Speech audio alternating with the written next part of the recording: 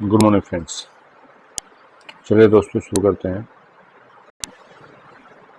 बहुविकल्प प्रश्न। इनमें से किस वर्ष में फ्रांस में नागरिक संहिता, जिसे नेपोलियन की संहिता के नाम से भी जाना जाता है, का उदय हुआ? दोबारा सुनेंगे। फ्रांस में वह नागरिक संहिता जिसे नेपोलियन की संहिता के नाम से भी जाना जाता है का उदय हुआ। तो इसमें नागरिक संहिता के बारे में आपसे पूछा है, उसका सही ऑप्शन है 1804 ईस्वी। फ्रांस में गणतंत्र की घोषणा हुई। तो फ्रांस में गणतंत्र की 2 बार घोषणा हुई थी। एक घोषणा हुई थी 1792 ईस्वी में और एक घोषणा हुई है 1848 ईस्वी में। तो दोनों ही आपके तरह ट्रांसफर हो जाएंगे। यहाँ पर आपका एक करंट ट्रांसफर हो जाएगा 1748 ईस्वी। चलिए नेक्स्ट प्रश्न है आपका, यंग इटली सोसाइटी का संस्थापक कौन था? यंग इटली सोसाइटी का संस्थापक जो था, यह था मैत्सिनी, जूसेप्पे मैत्सिनी। और यंग इटली सोसाइटी के साथ साथ इन्होंने यंग यूरोप का गठन किया था। किसका गठन किया था? यंग यूरोप का गठन भी किया था। चलिए अगला प्रश्न देखते हैं। अगला प्रश्न है, निम्न में से किस संधि के फलस्वरूप यूनान को एक स्वतंत्र राष्ट्र की मान्यता मिली थी? तो पेरिस की संधि, वर्साई की संधि, वियना की संधि या कुस्तुनतुनिया? तो इसका सही उत्तर क्या हो जाएगा? कुस्तुनतुनिया की संधि। कुस्तुनतुनिया की संधि के तहत ही यूनान को एक स्वतंत्र राष्ट्र के रूप में मान्यता प्राप्त हुई थी। अगला प्रश्न, यह कथन किसका है, जब फ्रांस छींकता है तो बाकी यूरोप को सर्दी जुकाम हो जाता है? बहुत इंपोर्टेंट कथन है, कई बार आपको बताया हुआ है। तो यह कथन है मैटरनिक। मैटरनिक का पूरा नाम है ड्यूक मैटरनिक, जो ऑस्ट्रिया का चांसलर था। अगला प्रश्न, फ्रांस की क्रांति हुई या फ्रांस की क्रांति का प्रारंभ कब हुआ या फ्रांस की क्रांति कब हुई? तो फ्रांस की क्रांति जो हुई है 1789 में हुई। और जब पूछा जाता है फ्रांस की क्रांति का प्रारंभ कब हुआ, तो 5 मई 1789 को। 5 मई 1789 को फ्रांस की क्रांति का आरंभ हुआ था। चलिए अगला प्रश्न देखते हैं। अगला प्रश्न है आपका, राष्ट्रवाद का प्रारंभ जिस देश से हुआ वह देश कौन सा है? तो आप सभी जानते हैं, जब फ्रांस में क्रांति हुई थी तो फ्रांस में ही राष्ट्रवाद की प्रथम अभिव्यक्ति हुई थी।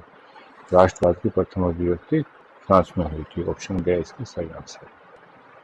अगला प्रश्न, जर्मनी को किस वर्ष एक स्वतंत्र राष्ट्र घोषित किया गया? जर्मनी को किस वर्ष एक स्वतंत्र राष्ट्र घोषित किया गया? तो इसका सही आंसर हो जाएगा 1871 में।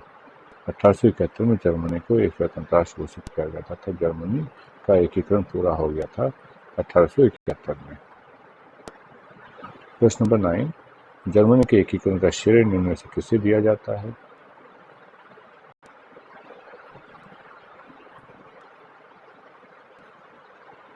और जर्मनी के एकीकरण में मुख्य भूमिका किसकी थी? तो जर्मनी के एकीकरण में मुख्य भूमिका बिस्मार्क की थी, काइजर प्रथम की थी, मैसन की थी या हिटलर की थी? यहाँ पर देखिए, काइजर विलियम प्रथम जर्मनी का सम्राट बना था, मैसन इटली का था, हिटलर जर्मनी का शासक था द्वितीय विश्व युद्ध में। तो पहले कोई रोल नहीं था। तो यहाँ पर है ओटो वन बिस्मार्क। सही प्रश्न क्या है आपका? सही उत्तर हो गया ओटो वन बिस्मार्क। अगला प्रश्न, नेपोलियन का संबंध किस देश से था? तो यह प्रश्न अक्सर पूछा जाता है। नेपोलियन का संबंध फ्रांस से था। किससे था? नेपोलियन का संबंध फ्रांस से था। अगला प्रश्न है, इटली का एकीकरण किसके नेतृत्व में किया गया? तो इटली का एकीकरण किसके नेतृत्व में किया गया? जूसेप्पे गैरिबाल्दी के नेतृत्व में किया गया। इटली के एकीकरण में जूसेप्पे गैरिबाल्दी ने 1000 लोगों का अभियान नामक एक सेना बनाई थी, जिसे रेड शर्ट्स के नाम से जाना जाता था। रेड शर्ट्स के नाम से जानते थे। तो इसलिए जूसेप्पे गैरिबाल्दी को ही इटली का नेतृत्व कहा जाता है। 1848 में फ्रांसीसी राज्य क्रांति के फलस्वरूप किसकी स्थापना हुई थी? तो निरंकुश राजतंत्र की, सीमित राजतंत्र, सैन्य शासन या गणतंत्र? आंसर क्या है? गणतंत्र की स्थापना हुई थी। जर्मन संस्कृति में वोकजिस्ट का क्या आशय था?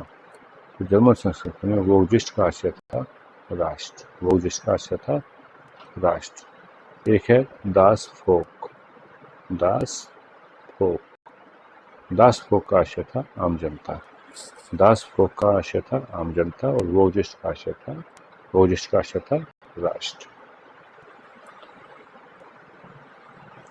संसदीय प्रजातंत्र की स्थापना किस देश में सर्वप्रथम हुई? तो संसदीय प्रजातंत्र की जो स्थापना हुई थी यह सर्वप्रथम इंग्लैंड में हुई थी। किसमें हुई थी? इंग्लैंड में हुई थी। जूसेपे मैत्सोनी का स्थापित गुप्त संगठन young Italy, young France, young Germany, young Persia. यहाँ पे कौन सा ऑप्शन सही हो जाएगा? Young Italy. और दूसरा बनाया था इन्होंने यंग यूरोप। कौन सा बनाया था? Young Europe. चलिए अगला, नेपोलियन की पराजय कब हुई? तो नेपोलियन की पराजय हुई थी 1815 ईस्वी में। और 1815 में और क्या हुआ था? वियना कांग्रेस। कौन सी कांग्रेस? वियना कांग्रेस या वियना संधि। यह भी 1815 में हुई थी। ओटोवन बिस्मार्क का संबंध किस देश से था? तो ओटोवन बिस्मार्क जर्मनी से संबंधित थे। जर्मनी से संबंधित था ओटोवन बिस्मार्क। जर्मनी का दूत कहा जाता था बिस्मार्क को। किसे 1871 में जर्मनी का प्रथम सम्राट घोषित किया गया? तो यह था विलियम प्रथम, काइजर विलियम प्रथम। 1789 में फ्रांस में किस प्रकार का राज्य था? असीमित राजतंत्र, सीमित राजतंत्र, प्रजातंत्र या गणतंत्र? तो कैसा था? राजतंत्र था। सीमित राजतंत्र, राजतंत्र था वही सीमित था। अगला प्रश्न है 1871 में जर्मनी का सम्राट किसे घोषित किया गया? यह प्रश्न तो बार बार आ रहा है, दोबारा आ गया। तो काइजर विलियम प्रथम, काइजर विलियम प्रथम। 1861 में एकीकृत इटली का सम्राट किसे घोषित किया गया? तो 1861 में जो सम्राट घोषित किया गया था यह था इमैनुअल द्वितीय, विक्टर इमैनुअल द्वितीय। किसे कहा गया था? 1804 के नेपोलियन कोड में क्या नहीं जोड़ा गया था? तो नेपोलियन कोड ने क्या किया था? जो जम से प्राप्त विशेषाधिकार थे उनको समाप्त कर दिया गया था। तो जम से प्राप्त विशेषाधिकारों को नेपोलियन कोड में नहीं जोड़ा गया था। यह होगा हमारा सही आंसर। अगला प्रश्न है जूसेपे मैत्सोनी का संबंध किससे था? तो जूसेपे मैत्सोनी का संबंध इटली से था। जूसेपे मैत्सोनी किससे संबंधित? तो इटली से संबंधित था। वियना संधि कब हुई थी? तो वियना संधि 1815 में हुई थी। वियना संधि 1815 में हुई थी। निरंकुशवाद का क्या तात्पर्य है? निरंकुशवाद का क्या तात्पर्य? निरंकुश का अर्थ जिस पर अंकुश ना हो। तो देखिए ऐसी शासन व्यवस्था इसमें जनता पर अंकुश होता है? नहीं, गलत है। ऐसी शासन व्यवस्था इसमें सत्ता पर किसी का अंकुश नहीं होता। ऑप्शन ख इज द राइट आंसर। ऐसी शासन व्यवस्था जिसमें किसी का अंकुश नहीं होता है, ऐसी व्यवस्था को निरंकुश कहा जाता है। अगला प्रश्न है उदारवाद से क्या तात्पर्य है? उदारवाद से जो तात्पर्य वह है आपको व्यक्तियों को स्वतंत्रता और कानून के समक्ष सभी को समानता। गया ऑप्शन आपका सही होगा। व्यक्तियों को स्वतंत्रता और कानून के समक्ष समानता ही उदारवाद का तात्पर्य है। अगले कुछ लघु उत्तरीय प्रश्न है, उन्हें देखते हैं। जैसे पहला प्रश्न है आपका, यूरोप में राष्ट्रवाद के निर्माण में संस्कृति ने किस प्रकार की भूमिका निभाई? यूरोप में राष्ट्र के विचार में, राष्ट्र का जो विचार आया था उसमें संस्कृति में, जो लोगों की संस्कृति होती है, कल्चर होता है, इस कल्चर ने महत्व किस प्रकार से भूमिका निभाई थी? तो निम्नलिखित भूमिका निभाई थी। जैसे नंबर 1 पढ़ते हैं हम, यूरोप में कला काव्य, यूरोप में क्या कला काव्य कहानियों किस्सों संगीत आदि ने राष्ट्र की भावनाओं को निर्मित कराया, उन्हें व्यक्त करने में काफी सहयोग दिया था। जर्मनी इसका सर्वोत्तम उदाहरण है। तो जो आपके ग्रिम ब्रदर्स थे, ग्रिम बंधुओं ने कहानियों का संग्रह लिखा था, तो इसी का उदाहरण है।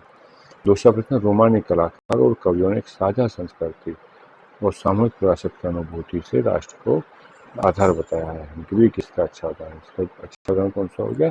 ग्रीक इसका अच्छा उदाहरण है, जिन्होंने साझा संस्कृति और साझा सामूहिक विरासत की अनुभूति को अपनाया। अगला प्रश्न है, अगला पॉइंट हो गया, राष्ट्रीय संदेश को अधिकाधिक लोगों तक पहुंचाने के लिए स्थानीय बोलियों पर बल दिया गया और स्थानीय लोक साहित्य को एकत्र किया गया। जैसे पोलैंड और जर्मनी के लोक साहित्य को एकत्र किया गया, लोगों तक पहुंचाने का बल दिया गया राष्ट्रभावना, इसलिए राष्ट्रीय संदेश को अधिकाधिक लोगों के लिए पहुंचाया गया। नंबर 4, राष्ट्रवाद की भावना को जिंदा रखने के लिए संगीत का उपयोग भी किया गया और भाषा ने इसमें विशेष योगदान दिया है। चलिए अगला प्रश्न देखते हैं, यूरोप में राष्ट्रवाद के विकास में संस्कृति का क्या योगदान था? या संस्कृति के योगदान को दर्शाने के 3 उदाहरण हैं। दोनों प्रश्नों में कोई खास अंतर नहीं है। इसमें संस्कृति को महत्वपूर्ण पूछा गया है कि संस्कृति ने किस प्रकार से महत्वपूर्ण भूमिका निभाई, ये पूछा ना, संस्कृति ने महत्वपूर्ण भूमिका निभाई है। और दूसरे में उदाहरण से आपने स्पष्ट कराया संस्कृति का क्या योगदान था। तो संस्कृति के योगदान को हम 3 उदाहरण से समझ सकते हैं। जैसे पहला उदाहरण है रोमानिवाद। पहला उदाहरण क्या होगा? रोमानिवाद। रोमानिवाद क्या था कि सांस्कृतिक आंदोलन को ले सकते हैं। रोमानिवाद एक ऐसा सांस्कृतिक आंदोलन था जो विशिष्ट प्रकार की राष्ट्रीय भावना का विकास करना चाहता था। रोमानिवाद क्या था? एक ऐसा सांस्कृतिक आंदोलन था जो विशिष्ट प्रकार की राष्ट्रीय भावना की, अलग प्रकार की राष्ट्रीय भावना का विकास करना चाहता था। दूसरा उदाहरण के रूप में क्षेत्रीय बोलियों को भी ले सकते हैं। क्षेत्रीय बोलियों का जो था राष्ट्र निर्माण में सबसे महत्वपूर्ण भूमिका निभा रही थी। क्यों निभा रही थी?